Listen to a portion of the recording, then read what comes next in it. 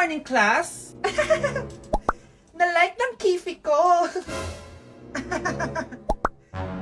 Na-like ng deck ko. Aba! Grabe na tong mga to! Ganyan na ba yung mga natututunan nyo ngayon? Sabi ko na nga ba eh, walang magandang dulot yung TikTok na yan. Uso kasi to, ma'am. May bago na nga eh. Hay naku, Samantha, tigilan mo ako. Ano namang bago yan? Eto po, ma'am, tuturuan ko kayo. Anong pinang-like mo, Samantha? Yung esophagus ko po, ma'am. Esophagus? Grabe yung talent nyo, ha? Ikaw naman, ma'am. Try mo din. Sige. Ma'am, mali po kayo. Ma'am, sumobra po kayo. Hindi na po esophagus yan. Bitukan na po yan. Na-like ng kifi ko. Anak, anong ibig sabihin ng kifi? Galing naman nito. Anak, ano ginagawa mo? Nay, nagla-like po ako ng mga post sa TikTok. Nagla-like? Bakit mo binababa? Ito na po kasi uso ngayon, Nay, yung magla-like ka gamit yung kifi mo. Ano ba yung mga bata ngayon na malalaman nyo sa TikTok? TikTok pa! Ayan, mga nakukuha nyo. Ang KJ mo naman, Nay. Try mo kaya. Ay naku, Scarlett, huwag mo kini-influensya sa mga ganyan mo, ha? Oo nga, ang sarap sa feeling. O, diba? Like! Na-like ng kifi ko. Yung lalaking umuwi dyan kagabi, hindi ako yun, anak. Umalis na kayo dyan ngayon na. Nay! Nay! Aray! Mahal. Napano ka? Sinaktan ka ba ng lalaking to, Nay? Okay lang ako. Napaso lang. OA na nanay. Ano nangyayari dito? Nay! Brianna! Sumama na kayo sa akin! Sasaktan tayo ng lalaking to! Di natin alam baka mamamatay tao yan! Ate, anong sinasabi mo? Si tatay yan, oh. Hindi yan si tatay, Brianna! Nay! Sumama na lang kayo sa akin! Scarlett, ako to. Tatay mo. Ba't parang di mo ako kilala? Gutom lang yan, Scarlett. Tara na, kain na tayo. Bahala kayo! Sige, huwag kayo maniwala sa akin! Tay, hindi sasama si nanay tsaka si Brianna. Ayaw nila maniwala sa akin. Hayaan mo na. Susunduin kita sa harap ng bahay. Sige, Tay, lalabas na ako. Sarap talaga ng luto mo, mahal. Tay, pagpasensyahan niyo na si Scarlett, ha? Palagi kasi nagpupuyat yun, kaya ganyan siya. Nasaan na ba yun? Huwag kang mag-alala, Scarlett. Safe ka sa akin. Tay, salamat. Niligtas mo ako sa kanya. Hawak ko na siya. Very good. Teka lang, bakit wala dito si Scarlett, mahal? Pabalik na yun, mahal. Sige na, kumain ka na lang dyan. Sige. Kain na tayo. Gaganti na ako sa mga panluloko mo sa abroad. Manda sa akin yung anak mo sa labas. Huwag niyo ko ikulong! Hindi ako scammer! Itigil niyo na yan! Hindi si nanay ang scammer. Pero nasa bahay na to, ang totoong scammer. Hoy bata, huwag kang mangialam. Wala ka namang ebidensya. Pero nay, alam ko hindi ko yung scammer. Tara na, sumama ka na sa akin. Mga anak, aayusin ko to, ha? Babalik din ako, okay? Kung sino man sa inyo yung totoong scammer, umamin na kayo! Nakulong si nanay, di ba? Ate, walang may gustong makulong si nanay. Tsaka bakit kami lang tatlo sinisisi mo? Baka ikaw talaga yung totoong scammer. Imbes na magsisihan tayo, magtulungan na lang tayo para kay nanay. Malalaman ko rin ng totoo. Delivery po. Gabi na. May nagde-deliver pa? Kuya, kaninong parcel yan? Kay Susan po ulit. Ha? Paano nangyari yun? Nasa kulungan na si nanay. Aba ma'am, hindi ko po alam. Taga-deliver lang po ako eh. Sige na po. Oh, nasa gitna yung kalaban ha? Hoy, ayusin mo na itong mga damit mo. Ilagay mo muna dyan sa kama. Ayun na! Paano naman ito laman ng parcel na to? Nakakainis, talo na naman. Ano ba ito? Ba't nandito to? Ito ba yung galing sa scam? Sabi ko na nga ba, ikaw yung scammer! Ate, hindi ako yung scammer. May parcel na dumating at nakapangalan kay nanay. Di ba pang computer to? Ikaw lang naman mahilig mag-computer dito eh. Ano na namang scam ang ginawa mo? Pasalamat ka, minor de edad ka pa. Bawal ka pa makulong. Pasensya na sa ginawa ng anak ko. Pagsasabihan ko to. Basta wag na uulitin ha. Ako na magbibigay sa mga may-ari neto. Sige na. Ang galing mo talaga. Ito, sino to cellphone? Akin tong pera. Mas kailangan ko to. Galingan mo pang mang scam para mas marami tayong makuha. Bahala sa'yo. Makakaasa ka. Gagalingan ko pa.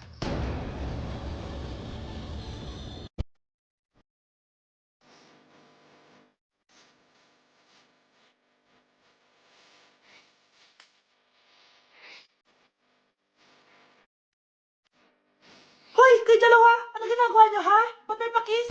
Ma'am, ito po kasi usong step ngayon yung may pakis sa chicks. Ayan, sinasabi ko na nga ba? Puro na naman kayo TikTok.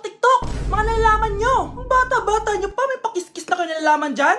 Mag-aral nga kayo na maayos. Ang bitter ni ma'am, porket walang kadate ng Valentine's. May sinasabi ka ba, Scarlett? Wala po, ma'am. Wow, Edward.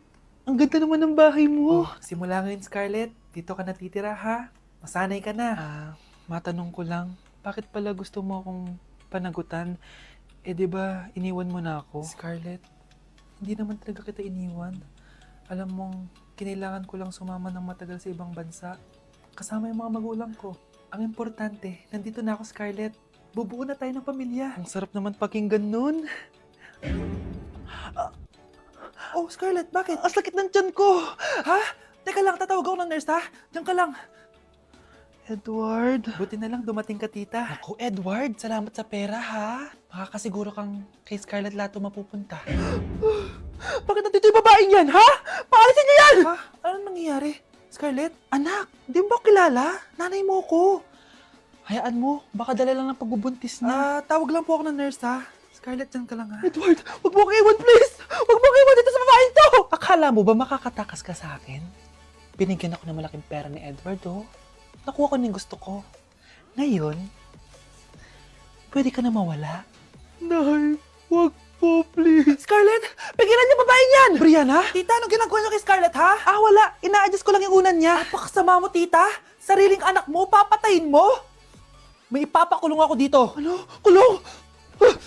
Edward, nakatakas siya. Scarlett, hayaan mo na siya. Hindi ka na niya pwedeng saktan, ha? Paano yung pera? Buti na nakatakas ako. At least may cheque naman ako. Nasaan na yun? Nasaan na yung cheque? Ito, naiwan niya. Thank you, Edward. Masaya ako para sa inyo, ate. Scarlett, Brianna, hanggat nandito ako, poprotektahan ko kayong dalawa. Trigger warning, kung takot kayo sa tahi, huwag niyong papanoorin to. So may nag-comment, bago ko sagutin yan, gusto ko lang sabihin na Happy New Year everyone! Tapos na yung 2024. So, answering the question, ano po yung nasa labi niyo? Tinahi po yung labi ko. Ang ginawa pong surgery sa akin is lip reduction surgery. So, pang 5 araw na to guys, and as you can see, hindi ko na ilalapit kasi baka matakot talaga kayo. Bakit ako nagpa-lip reduction surgery? First of all, siguro lahat naman tayo may insecurity. And kung di nyo napapansin, malaki talaga naturally yung labi ko. Mas malaki yung sa taas compare sa baba. So, hindi siya proportion. Actually, dapat hindi ko na siya itutuloy. Pero may isang bagay kung bakit ko siya tinuloy. And yung number 2 reason ko is palagi ko siyang nakakagat whenever na kumakain ako. So, dahil nga malaki yung labi ko, marami laman sa loob. So, kapag ngumunguya ako, nakakain ko siya. Ang tendency, hindi nawawala yung singaw ko. And lumalaki yung singaw ko kasi palagi ko siyang nakakagat. Imagine, hindi lang isa, hindi lang dalawa ko siya beses nakakagat, kundi siguro mga 5. Ganun kalala. So, dugong-dugo talaga. Kaya tinuloy ko na rin siya para finally mabawasan na yung laman niya sa loob at sana hindi ko na siya makagat in the future. Pero syempre, para mas maging confident na rin ako sa mga pictures. Kung nagtataka kayo kung bakit after Pasko or December 26 ako nagpa-surgery, is yun yung earliest na appointment na pwede yung doctor ko. And yun na yung ginrab ko since kailangan kong gumaling before ako bumalik sa school. Kasi di naman ako pwedeng bumalik sa school na nang ganito yung sitwasyon ng bibig ko. Paano ako magre-report, diba? Ito na ata yung sinasabi nilang New Year, New Me.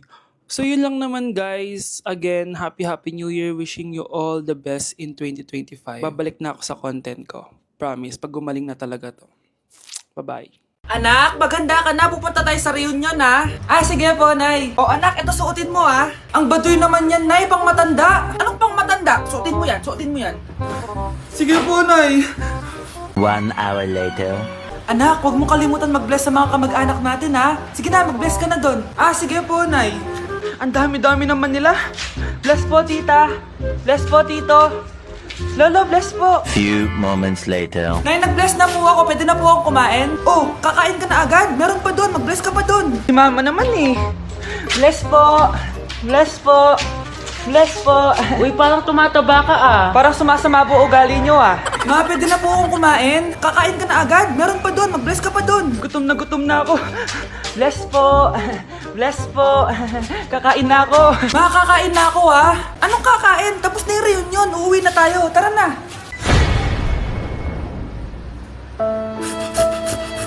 Kakarating lang namin dito sa Vietnam at ano pa bang gagawin natin? Eh, di titikim tayo ng convenience store food. Hello, umuulan, tara na! Guys, hindi humihinto yung mga sasakyan dito kaya tatawid ka talaga.